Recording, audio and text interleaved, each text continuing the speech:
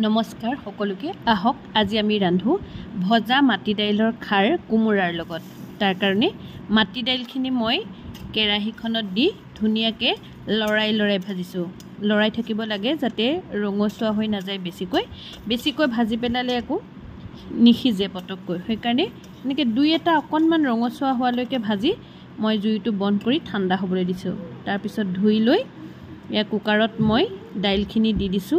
লগতে দিছো ডাঙৰকৈ কাটি ৰখা কোমোৰা কেইডোখৰ এনেকৈ দিয়া কোমোৰা যে খাবলৈ ইমান সোৱাদ হয় নহয় আপোনালোকে খাই চাবচোন লগত সোৱাদমতে নিমখ আৰু ইয়া ত্ৰিফলা নহয় দেই ঘৰতে বনাই ৰখা কলখাৰ আৰু জুখমতে পানী দিব যাতে পিছত আকৌ পানী নিদিলেও হ'ল চাৰিটা হুইসেল মৰাই ললো ফুৰণৰ বাবে লৈছো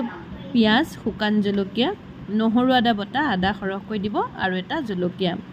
জ্বলা মই বেছি দিয়া নাই যেহেতু মোৰ ছোৱালীজনীয়ে খাই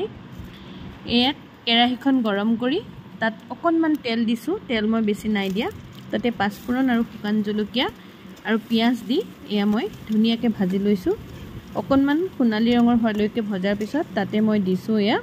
নহৰু আদাখিনি সেইখিনিও দি কেঁচা গন্ধটো যোৱালৈকে 1 মিনিট মান ভাজি তাতে মই